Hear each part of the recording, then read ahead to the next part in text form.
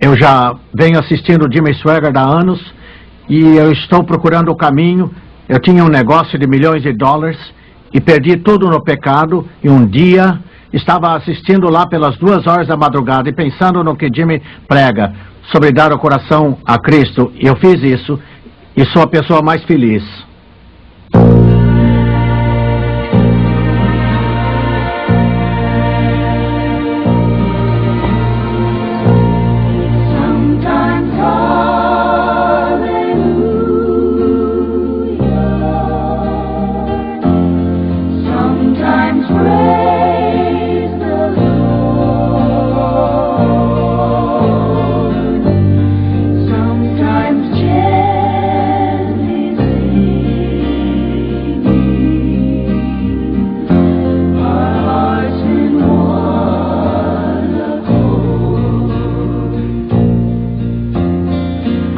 Os colaboradores e amigos do Ministério Jimmy Swaggart convidam você a se unir ao evangelista Jimmy Swaggart e a toda a sua equipe para uma hora inesquecível, juntamente com milhares em todo este país e ao redor do mundo, num triunfo de adoração e louvor ao nosso Deus. No programa de hoje, em Toronto, no Canadá, Jimmy Swaggart fala sobre a escolha entre o bem e o mal em sua mensagem intitulada Um Altar ou um Monte de aos milhares já congregados na cidade de Toronto para ouvir o evangelista Jimmy Swaggart.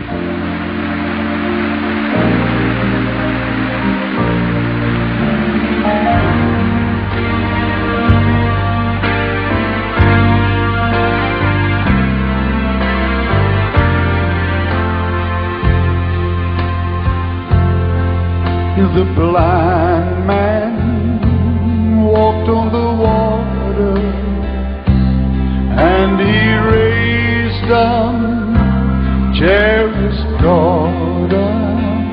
He fed the hungry, cleansed the leper. But we need Jesus now more than ever. Jesus now, Jesus now, more than ever. more than ever. We are sailing in stormy weather. All His children should get together. For we need Jesus now more than ever. He touched the lame man and he started walking. He touched the dumb man and he started talking. He put their lives all back together. But we need Jesus now more than ever. Jesus now, more than ever. We are sailing in stormy weather. All His children should get together. But we need Jesus now more than ever. In the book of Revelation, read about the tribulation. We are headed in that direction. Only Jesus can give protection. Jesus now, more than ever. We are sailing in stormy weather. All His children should get together. For we need Jesus now more than ever. Sing it, children. Jesus now, more than ever. We are sailing in stormy weather. All His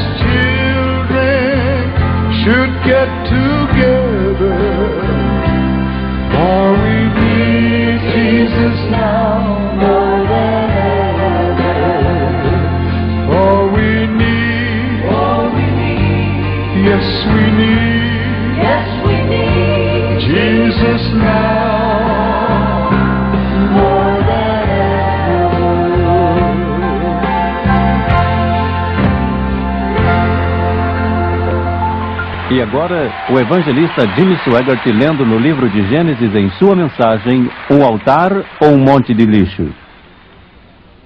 Glória ao Senhor, aleluia. Os que trouxeram sua Bíblia hoje, abram comigo, por favor, no livro de Gênesis. No começo da palavra de Deus, ainda no tempo de Abraão. Gênesis, capítulo 12, versículos 6 a 8, Gênesis 12, de 6 a 8, e Abraão atravessou a terra até Siquém, a cidade de Siquém, até o carvalho de Moré. Nesse tempo, os cananeus habitavam essa terra. E o Senhor apareceu a Abraão e lhe disse: darei à tua descendência esta terra. Ali edificou Abraão um altar, gravem isso. Ali edificou Abraão um altar ao Senhor que lhe aparecera. Preste atenção no que segue, é muito importante. Passando dali para o monte ao oriente de Betel, armou a sua tenda, ficando Betel ao ocidente e Ai ao oriente. Vou ler isso de novo. Ficando Betel ao ocidente e Ai ao oriente. Ali edificou um altar ao Senhor e invocou o nome do Senhor. Abraão edificou aquele altar entre Betel e Ai. E é onde nós estamos hoje. Estamos entre um monte de lixo e um altar. Satanás tenta nos levar de volta ao monte de lixo. Deus está nos atraindo para o altar, que é o tipo do Calvário. Romanos capítulo 1. O livro de Romanos, primeiro capítulo, versículos 21 a 23. Porque tendo conhecimento de Deus, não o glorificaram como Deus, nem lhe deram graças, antes se tornaram nulos em seus próprios raciocínios, obscurecendo-lhes o seu coração insensato, inculcando-se por sábios. Tornaram-se loucos e mudaram a glória do Deus incorruptível em semelhança da imagem de homem corruptível, como aves, quadrúpedes e répteis. Quero usar como tema para esta reunião hoje aqui um altar ou um monte de lixo. Na verdade, resumindo a questão, a escolha é muito simples. É um altar ou um monte de lixo. Não é muito difícil compreender o significado de ambos. Um é destruição, o outro é divindade. Um é céu, o outro é inferno. Um altar ou um monte de lixo. Curvem a cabeça, por favor. Pai Celestial, teus feitos são assombrosos. E eu me sinto honrado pelo privilégio de comunicar o pão da vida, que é tão importante e tão belo. Deus, unge estas pessoas para ouvir e receber a tua palavra. Oro pelos que assistem pela televisão, a fim de que sejam literalmente dominados pela convicção do Espírito Santo. Eu oro, Deus, de todo o meu coração, para que eles não vejam Jimmy Swaggart, mas que vejam Jesus Cristo. E eu peço tudo isso em nome de Jesus, e todos disseram amém e amém.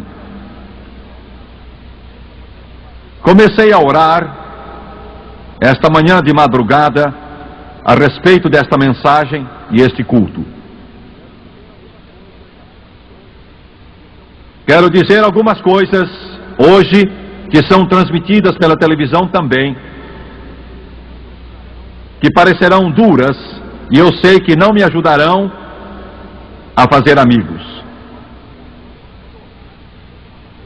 Vão quase me isolar, eu estou certo, e eu não me gabo de ser corajoso.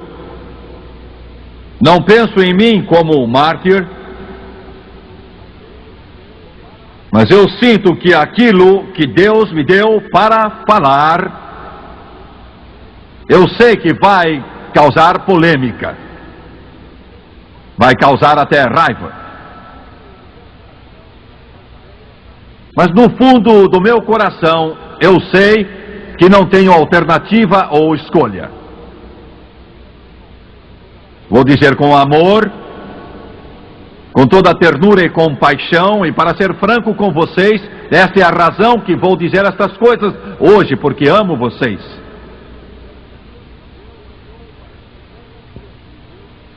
Deus olhou para este mundo perdido, para uma terra chamada Ur dos Caldeus, e tocou um homem idólatra que se chamava Abraão, um gentil, de cuja semente viria Isaac, Jacó, José e todos os outros que conhecemos tão bem hoje.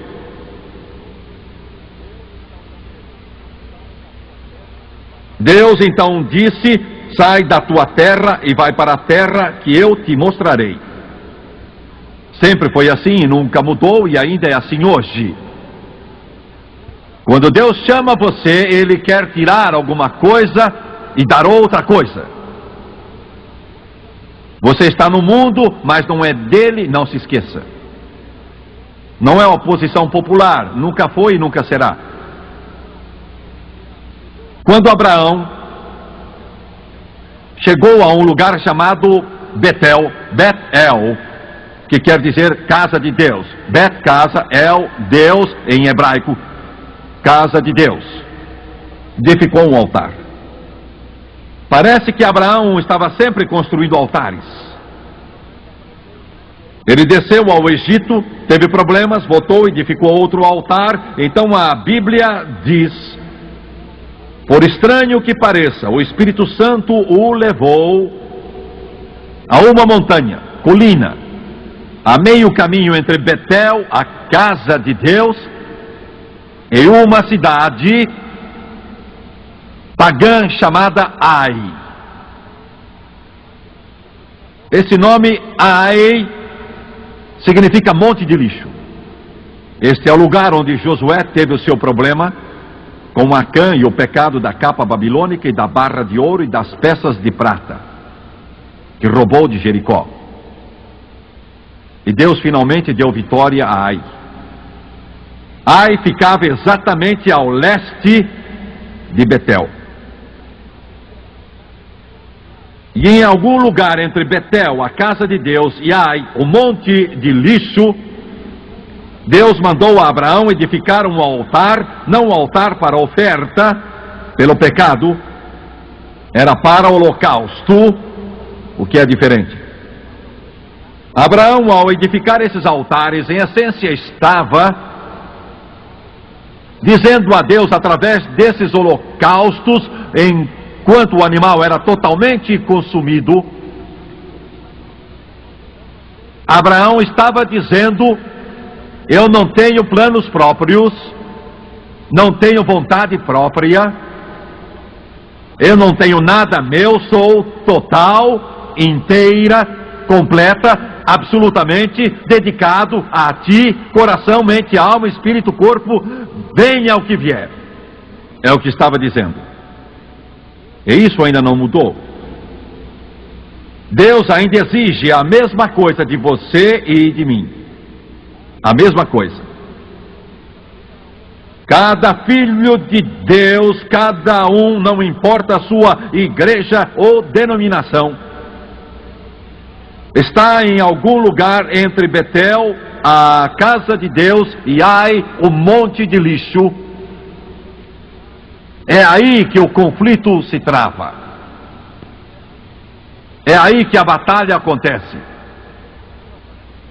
Quero mostrar a vocês como isso se repetiu através dos séculos. É um cenário que nunca mudou. O troféu é a alma do homem. O troféu é aquele valor eterno que pertence a Deus. E Ele deu a você e a mim. E Satanás quer mais do que qualquer outra coisa, e ele vai lhe oferecer qualquer coisa em troca: sua alma.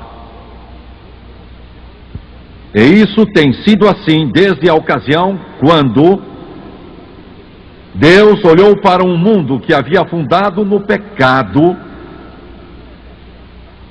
havia afundado então completa e absoluta sujeira e maldade e corrupção, até que Deus viu que não tinha salvação.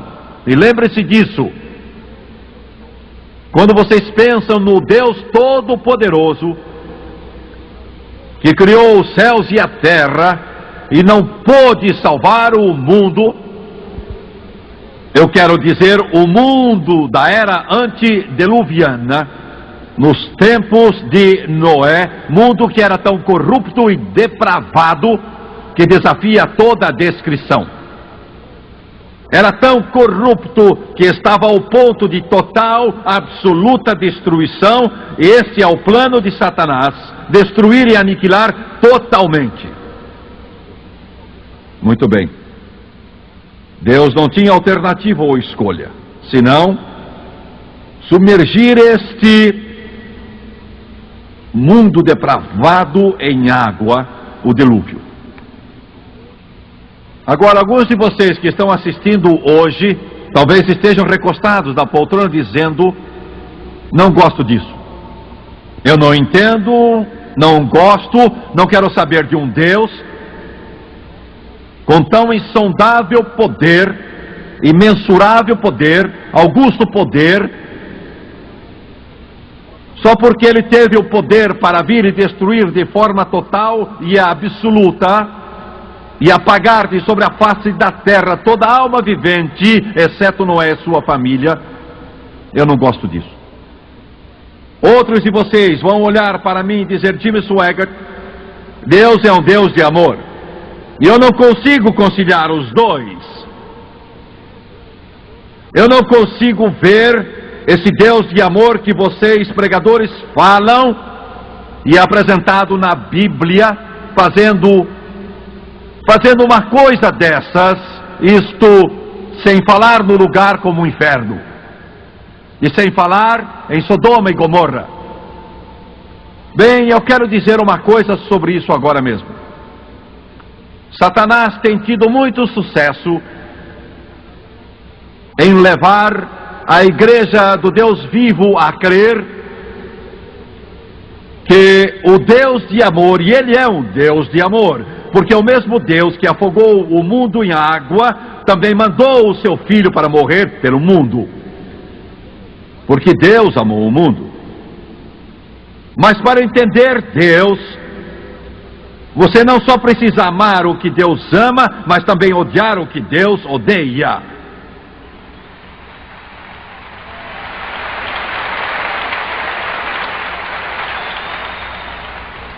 Eu quero deixar isso bem claro. Creio que posso dizer, e sem receio de ser desmentido, posso dizer: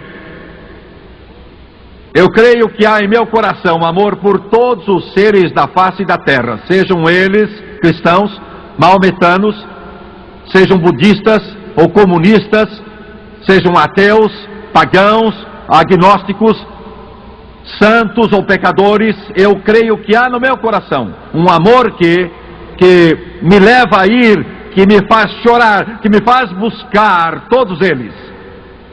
Eu creio que está em você, eu creio que está em todos aqui. Mas amor jamais acolherá aquilo que é diametralmente oposto ao plano de Deus ou à vontade revelada de Deus. E lembre-se disso. Eu amo todas as pessoas, mas eu não gosto de tudo que as pessoas fazem. Eu amo a humanidade, mas eu não amo o erro, ou o pecado, ou a maldade e perversão. E uma das desgraças da igreja do Deus vivo hoje, uma das desgraças do púlpito é que pregadores ou igrejas ou denominações ou grupos ou movimentos, eles pregam o amor de Deus e graças a Deus por isso, mas parecem ter medo de proclamar aquilo que Deus odeia tanto. Não é popular. Não é bem aceito. Muito bem. Jesus em Mateus, acho que é 13, creio que é 13:33, disse algo que é facilmente ignorado, omitido, posto de lado. É um versículo só. É uma parábola, um versículo. Ele disse: o reino de Deus é como uma mulher que toma fermento e o coloca em 3 medidas de farinha, mistura com a farinha até que a massa toda se corrompe. Isso é o que ele disse. Isso é estranho. Ele primeiro usou o termo reino de Deus. Nós entendemos um pouco sobre isso. Então ele usou o termo mulher, e nesse contexto significa mal. A mulher representa muitas coisas na Bíblia. Às vezes representa Israel, representa pureza e virtude e justiça às vezes, mas no contexto em que Jesus usou a palavra, aqui ela representa mal. Fermento é o que corrompe e estraga. E ele disse, ela coloca o fermento na massa até que esta se corrompe toda. Cada porção dela se estraga. Do que está falando? Ele disse que o reino dos céus seria corrompido. Isso é estranho. O que ele está dizendo é que Satanás, com todos os poderes das trevas, tenta infiltrar o cristianismo até que doutrina pura, religião sem mácula, se torna diluída, corrupta, doutrina errônea. Pouco a pouco, as doutrinas de homens se misturam com as doutrinas de Deus. Pouco a pouco, engano e maldade se tornam parte do reino de Deus, até que a massa toda fica corrompida. Era disso que ele estava falando. Quer dizer que ele se opõe à igreja? Não. Você está dizendo, Jimmy Swaggart, que você se opõe às igrejas? Oh, não é isso. Estamos construindo um prédio para 8.000 pessoas em Baton Rouge. Uma igreja. Sou membro de uma denominação específica que amo e respeito. Eu disse agora há pouco que a igreja é o fundamento do trabalho de Deus na terra. Entretanto, para cada boa igreja onde almas são salvas e o evangelho é pregado, vidas são mudadas, totalmente mudadas pelo poder de Deus, há centenas de igrejas que se dizem cristãs e dizem proclamar o nome de Cristo, mas só de nome, nada mais.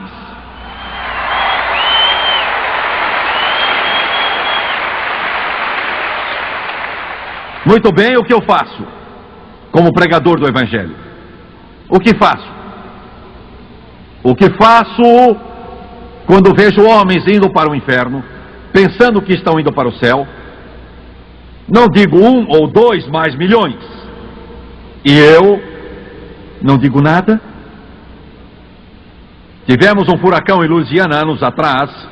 Foi tão terrível que as águas transbordaram em tudo que é lugar e um rio local subiu tanto que a torrente impetuosa e violenta carregou a ponte da rodovia 61 que vai de Natchez, Mississippi até Baton Rouge, Louisiana. Estava chovendo tanto que um bom número de automóveis e os motoristas que estavam dirigindo, tentando achar o caminho em meio àquela chuva, sem saber que a ponte tinha caído. Um por um, caíram naquele terrível precipício. Os carros e os corpos nunca foram encontrados. A correnteza os levou. Finalmente, um homem parou no meio da estrada com uma lanterna, parando os carros e avisando: não prossigam, parem, a ponte caiu. Que espécie de homem seria ele? Se tivesse ficado ali com a lanterna em sua mão, parado, vendo carro após carro cair naquelas águas turbulentas daquele rio, e não dissesse nada, pensando: não vou dizer nada porque eu não quero atrapalhar a viagem deles.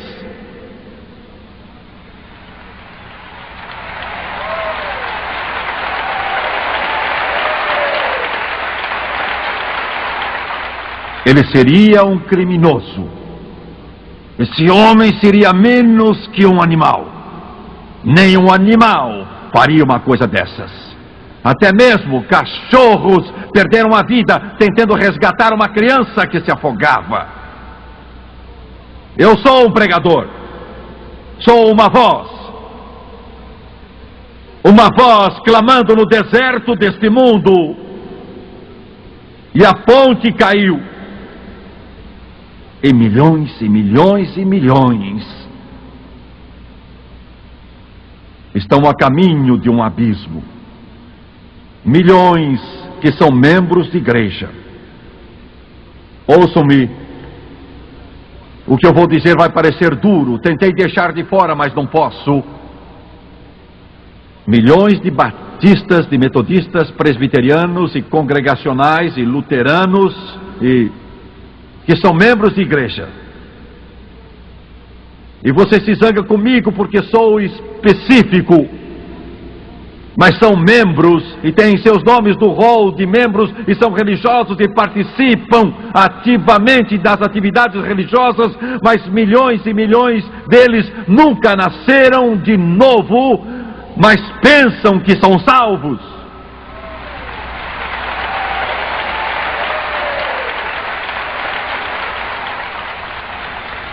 Pensam que são salvos porque se uniram a uma igreja, ouvindo um pregador no púlpito. E em milhares dessas igrejas que eu mencionei, essas pessoas, aos milhões, nunca ouviram a mensagem do Evangelho, nunca ouviram um apelo, ouviram alguém em lágrimas aceitar o dom da salvação, nunca viram o poder de Deus na vida. Mas você pergunta: como é que você sabe que não são salvos? Como que sabe? Como é que sabe disso? Jesus disse que podemos julgar a árvore pelo fruto que ela produz.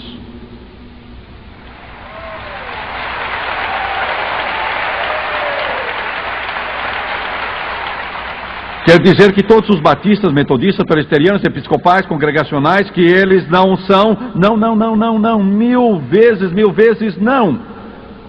Estou tentando explicar algo. E agora, quanto aos pentecostais, os que são membros da Igreja Pentecostal, Assembleia de Deus, Quadrangular Pentecostal da Santidade e outras, e não são nascidos de novo.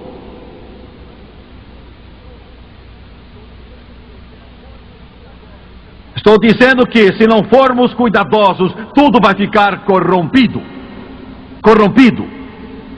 Pregadores que não pregam mais o poder de Deus, que não creem num Deus santo, que discutem se Jesus nasceu mesmo da Virgem Maria, que não creem mais nos milagres da Bíblia, que não creem na experiência do novo nascimento, que não creem que Jesus vai voltar breve.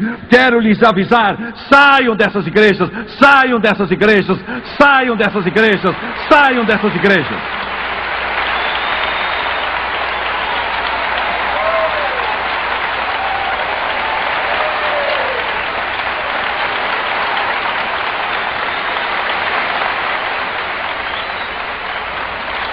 Fique com raiva se quiser.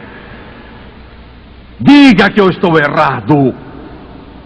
Mas eu estou no meio de um temporal acenando uma lanterna e dizendo a você que é religioso, que toma comunhão todo domingo sem falta, é membro de igreja, participa de suas atividades, mas meu amigo, se você não teve um encontro pessoal com Jesus Cristo, se não nasceu de novo, você não é salvo.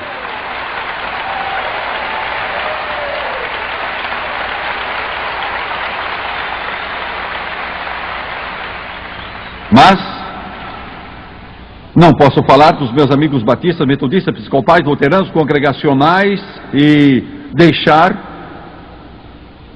de fora meus amigos católicos que tanto eu amo.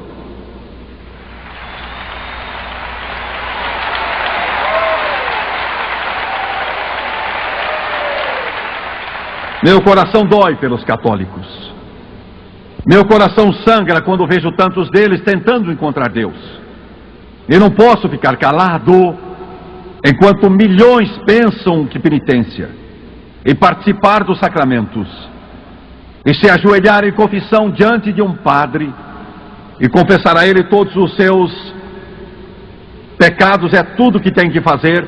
Eu sei no fundo do meu coração, eu sei em minha alma, eu sei em meu espírito, que em todo este planeta, de mais de 4 bilhões de seres humanos vivendo na face da Terra, não há nenhum outro mediador sequer entre Deus e o homem, a não ser Jesus Cristo.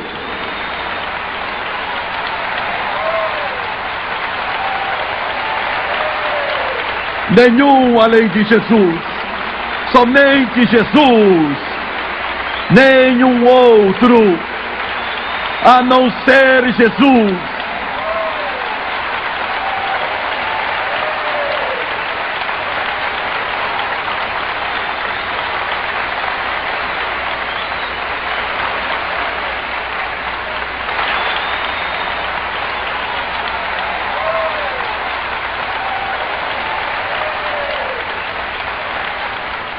Digo isso com toda a compaixão possível. Não quero magoar vocês. Não quero ofendê-los de forma alguma, mas este evangelho é uma ofensa. É uma ofensa.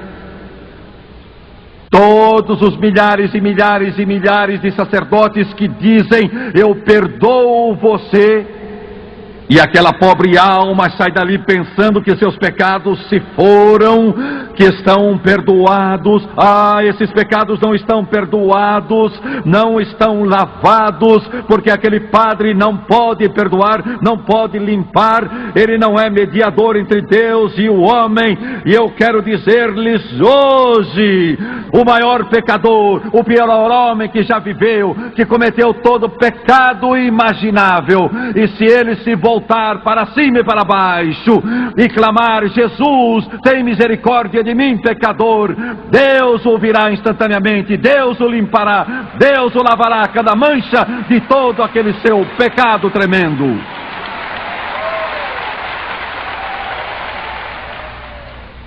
Eu sei que isso ofende, eu sei, mas como eu posso ficar calado?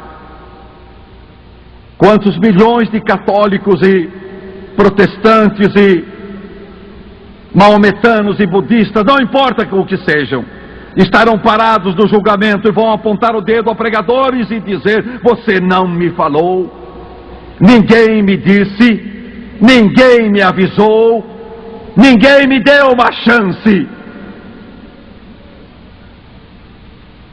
Porque a grande verdade, não importa o que os homens digam, mas não há 9 caminhos, ou 100 caminhos, ou 5 caminhos, ou 4 caminhos, ou 2 caminhos para Deus. Há um só caminho.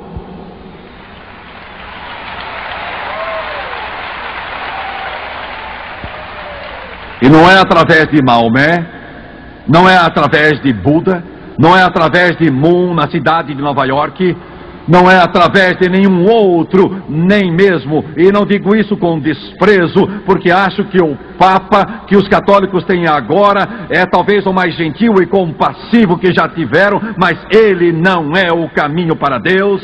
Há somente um, e é Jesus Cristo.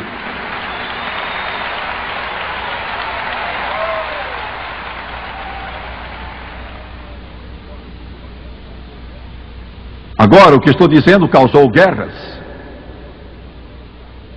Aquilo que estou dizendo banhou a terra de sangue. O que estou dizendo levou homens às câmaras de tortura, seus corpos despedaçados. Mas ai de mim se não pregar o Evangelho.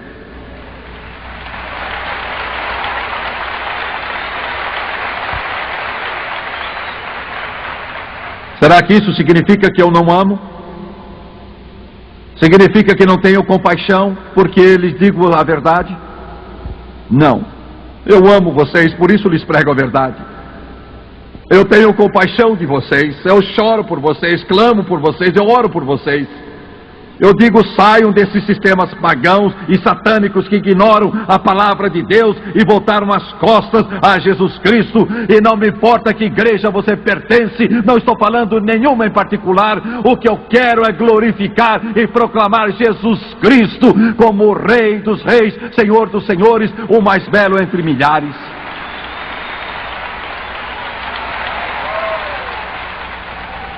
Deus afogou o mundo em água, exceto Noé e sua família.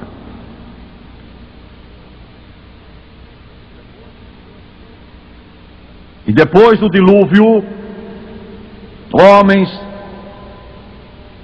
decidiram que iriam construir uma torre que alcançasse até o céu.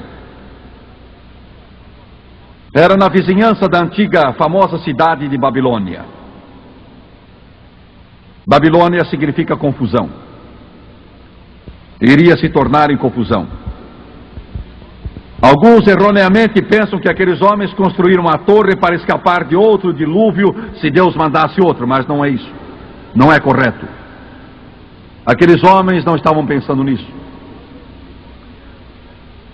Quando esses brilhantes intelectuais, e tirem da cabeça essa ideia que esse povo que viveu 4.000 anos atrás, que eram animais brutos, arrastando-se em 4 pés e grunhindo incoerentemente. Não é assim. Eles eram brilhantes. Eram brilhantes. Esses homens construíram aquela torre, e eu creio que as evidências provam que a terminaram. E era uma torre que tinha no topo os signos do zodíaco. Os astrólogos daquela época estavam, de fato, dizendo a Deus: não te queremos. Como Paulo disse no primeiro capítulo de Romanos, eles adoram a criatura em vez do Criador. Eles construíram a Torre de Babel, brilhantes. E Deus olhou para aquela rebelião, e era rebelião mesmo. E Deus disse: não vou usar fogo do céu para fulminá-los com raios, vou apenas mudar sua linguagem. E um deles disse: pode me passar um tijolo? O outro disse: pode passar algo assim.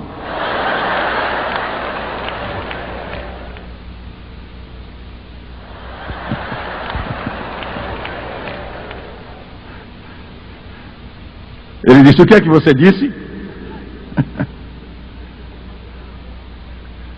Esse foi mais um problema que o sindicato não pôde resolver.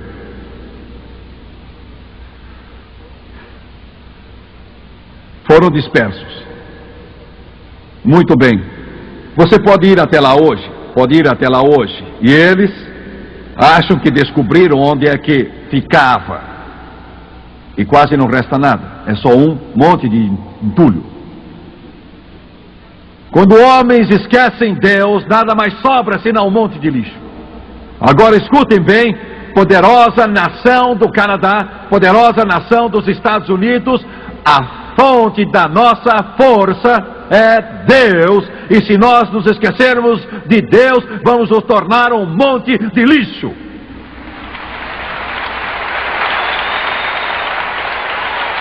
É a casa de Deus ou um depósito de lixo?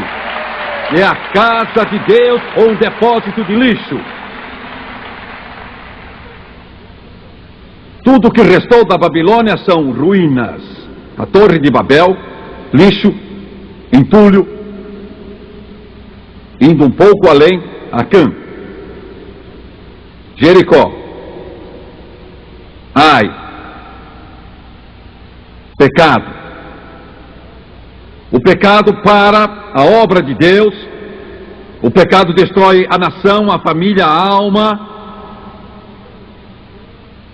Acã roubou e Deus retirou suas bênçãos de Josué. Josué atacou Ai e 37 homens morreram. Josué chorou diante de Deus até que o pecado foi revelado. E Acã foi morto, apedrejado. Alguém disse isso é cruel, mas é o único jeito de parar. A cobiça, o ódio, a amargura, a luxúria, a sujeira de sua vida, a inveja, o ciúme, a malícia, se você não lançar fora, vai controlar você. A não ser que você os traga à luz pelo poder de Deus, vai destruir você, porque ou é a casa de Deus ou um monte de lixo. Josué tinha de lançá-los fora. Então tiveram vitória em Ai. E eu quero dizer que quando você volta as costas para Ai, quando Deus deu o plano para o templo, esse templo dava para o leste, deu a Davi e Salomão construiu. O altar de bronze foi o primeiro móvel ali, se é que podemos chamá-lo assim. A única peça à qual o homem comum tinha acesso era o tipo do Calvário, um tipo de Jesus morrendo. E então, depois vinha a pia de bronze onde os sacerdotes se lavavam. E então, dentro do lugar santo, para a esquerda, estava o candelabro de ouro. À direita estava a mesa dos pães da proposição. E então o altar de ouro com seu incenso logo em frente do véu do Santo dos Santos. E então lá dentro, o propiciatório sobre a Arca da Aliança, onde Deus estava, entre os querubins. A forma em que o Espírito Santo planejou, quando você voltava as costas a Ai, o monte de lixo estava olhando em direção ao altar de bronze, que era um tipo de Jesus, e o Calvário, um tipo do Santo dos Santos. Mas irmãos, vocês têm de voltar as costas a Ai, têm de voltar as costas para o monte de lixo, têm de voltar as costas para a sujeira desse mundo. Não há outro caminho, ou você morrerá. Quero dizer mais uma coisa, antes de terminar esta mensagem. Igrejas que podem ter todos os recursos do mundo. Igrejas que podem ter todas as ciências da educação. Igrejas que podem ter todos os rudimentos do conhecimento intelectual.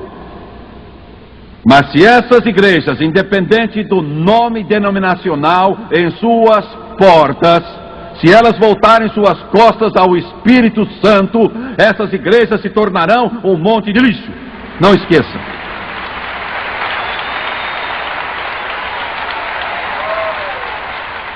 Paulo em Filipenses 3:8 disse uma coisa que cada filho de Deus deve considerar muito seriamente. Ele disse: sim, deveras considero tudo isso como perda, por causa da sublimidade do conhecimento de Cristo Jesus, meu Senhor, por amor do qual perdi todas as coisas, e as considero como refúgio para ganhar a Cristo. Nossa tradução em português poliu o sentido, mas Paulo, na verdade, disse: este mundo todo e tudo o que ele tem, sou hebreu de hebreus, estudei com Gamaliel, eu tive tudo, mas considero tudo isso como um monte de estrume. Isso tudo é nada para que possa ganhar a Cristo. É um altar ou um monte de lixo.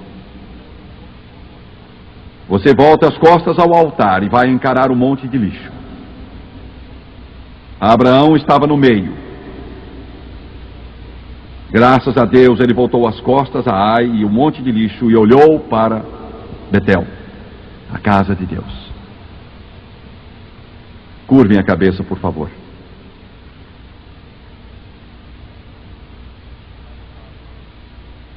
Amado Pai Celestial, Criador do céu e da terra, doador da vida, eu te amo tanto.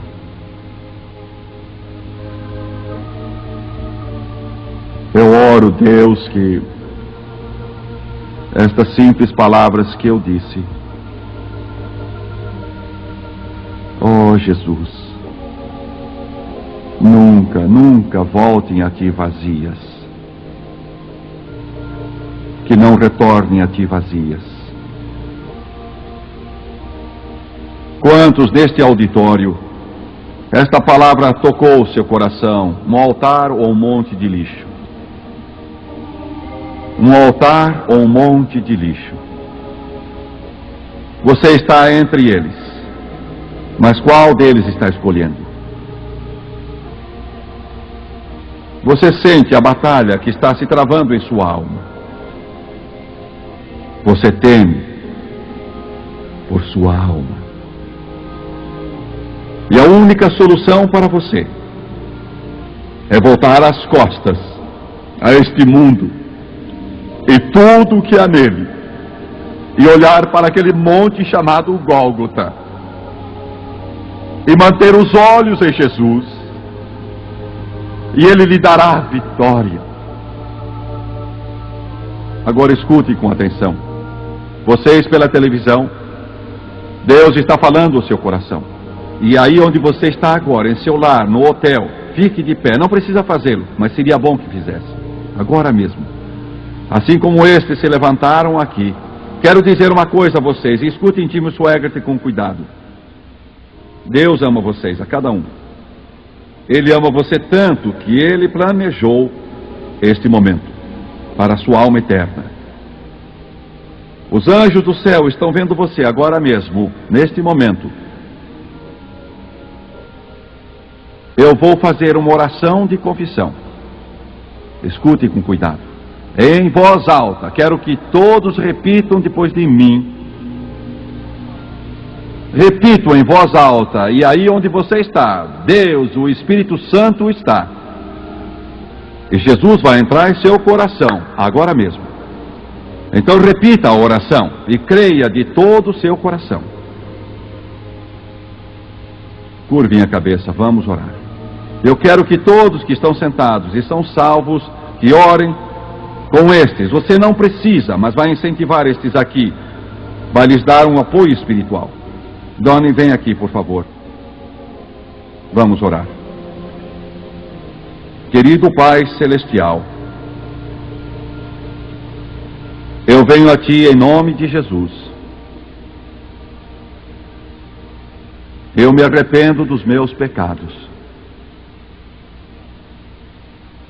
e da vida que vivi. Por favor, perdoa-me. Purifica-me e limpa-me com o Teu sangue. Agora mesmo, eu volto as costas ao mundo e tudo que é dele, e volto o meu rosto para Jesus. Com minha boca, de acordo com Romanos, capítulo 10, eu confesso Jesus Cristo. No coração, eu creio que Deus ergueu Jesus dos mortos e Ele está vivo. Eu aceito Jesus Cristo como meu Salvador e meu Redentor. E agora mesmo, de acordo com a Tua palavra, estou lavado, estou limpo, estou remido, estou salvo. Glória ao Senhor, glória a Jesus, glória ao Senhor. Aleluia, aleluia, Deus. Louvado o nome de Jesus, louvado o nome do Senhor. Oh, glória a Deus, aleluia, aleluia. Vamos cantar. Thank you, Lord, for saving my soul. Thank you,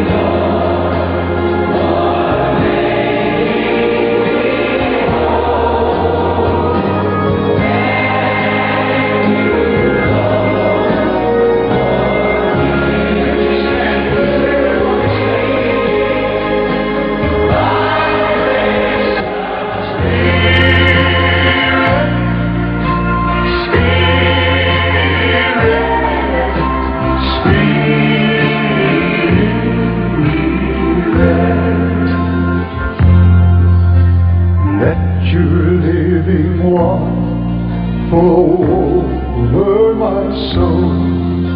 Let your Holy Spirit come and take control of every situation. Som e louvores. A qualidade que ninguém duvida.